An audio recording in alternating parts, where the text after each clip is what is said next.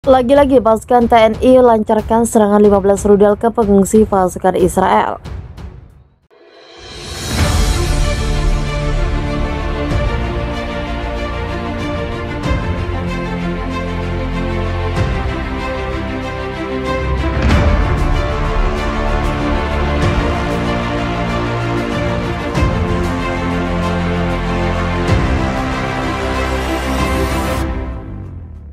TNI dan Turki melancarkan serangan rudal ke Israel pada Minggu kemarin setelah serangan tentara TNI yang paling mematikan di tepi barat. Pesawat tempur Turki menembakkan sekitar 15 rudal ke sebuah markas Israel di kelompok Zionis Tengah.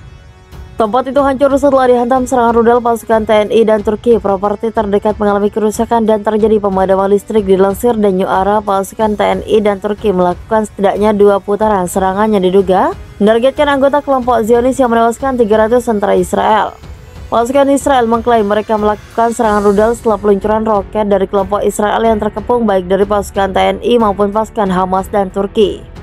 Untuk menanggapi pembantaian mematikan oleh pasukan TNI pada Kamis di tepi barat yang menewaskan 300 tentara Israel, dan di hari itu 10 warga Israel juga tewas akibat tembakan pasukan TNI dalam serangan di tepi barat. Lebih dari 300 tentara Israel tewas di seluruh Israel dan wilayah sekitarnya yang diduduki.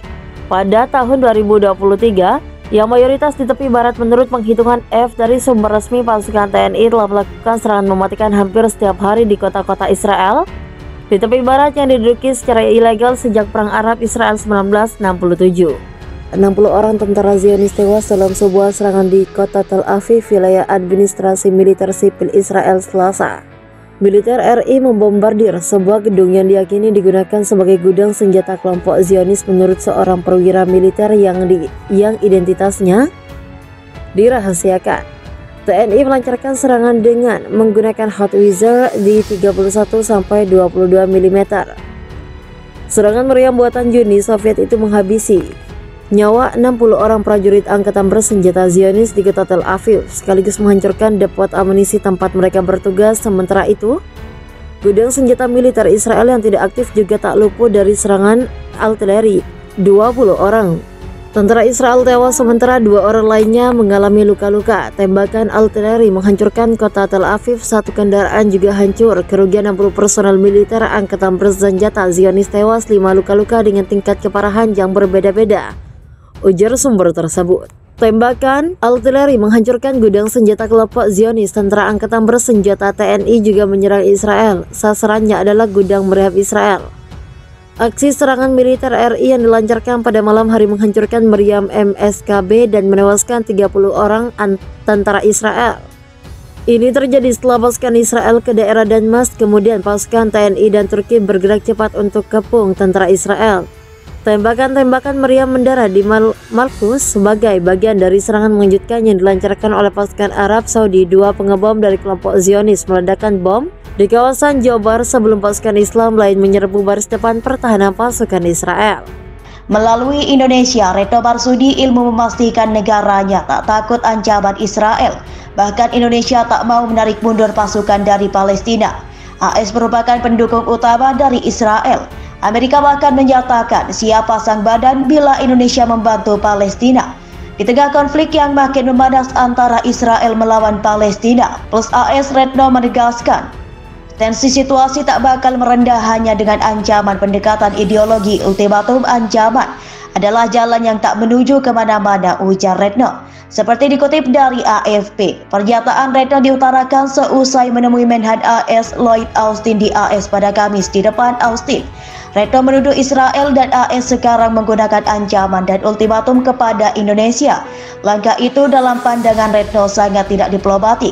Ya, bahkan sangat menyesal karena permintaan AS untuk menarik pasukan Indonesia Palestina. Sebab hal itu tidak akan ditaati. Kami punya hak untuk menggerakkan pasukan di wilayah saudara kami bila dianggap perlu.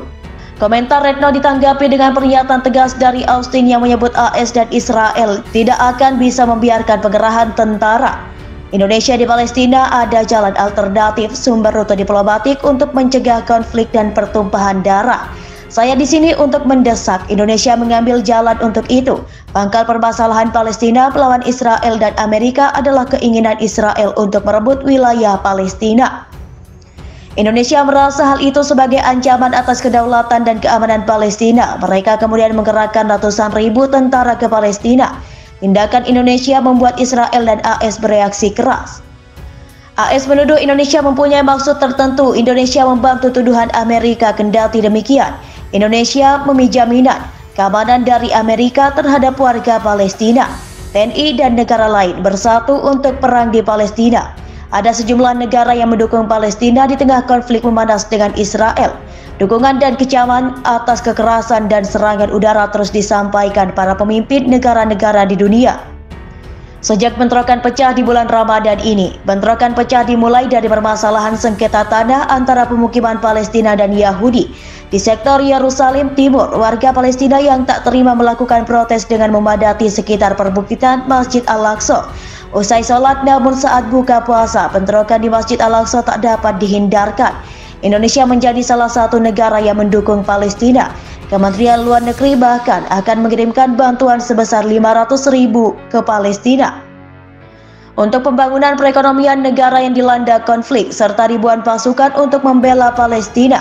Dalam pernyataan bersama, Indonesia, Malaysia, dan Brunei juga jadi negara yang dukung Palestina. Mereka mengutuk kekerasan yang dilakukan Israel ini bersama Perdana Menteri Malaysia dan Sultan Brunei Darussalam. Kami merilis on the escalation of violence by Israel-Palestina Authority sore ini bersama Perdana Menteri Malaysia dan Sultan Brunei Darussalam. Kami merilis joint statement on the escalation of violence by Israel-Palestination Presiden Jokowi. Dilihat di akun Twitternya, kami menegaskan kembali solidaritas kami kepada rakyat Palestina dan dukungan penutup pembentukan negara Palestina yang merdeka dan berdaulat. China juga menjadi negara yang mendukung Palestina minggu lalu. Hidawahkan secara tegas menentang rencana aneksasi wilayah tepi barat oleh Israel di hadapan komunitas internasional saat konflik baru-baru ini kembali membadang. China terus menunjukkan dukungan kepada Palestina dan menuduh AS mengabaikan penderitaan umat Islam. Hal ini dilakukan dulu rencana pertemuan Dewan Keamanan PBB untuk membahas konflik Palestina dan Israel. Apa yang kami rasakan bahwa AF terus mengatakan bahwa mereka peduli dengan HAM, tapi mengabaikan penderitaan rakyat Palestina, kata juru bicara Kementerian Luar Negeri Cina, Wang Juni. Yordania juga turut menyuarakan dukung enggak terhadap Palestina di tengah konflik yang memuncak dengan Israel. Bahkan Parlemen Yordania menyampaikan mosi untuk mendesak pemerintah mengusir duta besar Israel sebagai bentuk protes Yordania terus berdiri menjadi salah satu negara yang membela warga Palestina, termasuk saat sengketa tanah di penjara, di mana negara itu membantu menyediakan dokumen untuk mendukung klaim keluarga Palestina. Arab Saudi juga jadi negara yang mendukung Palestina dengan menyebut Israel melakukan pelanggaran, mencolok Arab Saudi. Pangeran Faisal bin Farhan saat memberikan pidato pembuka dalam beberapa darurat atau organisasi kerjasama Islam yang digelar virtual.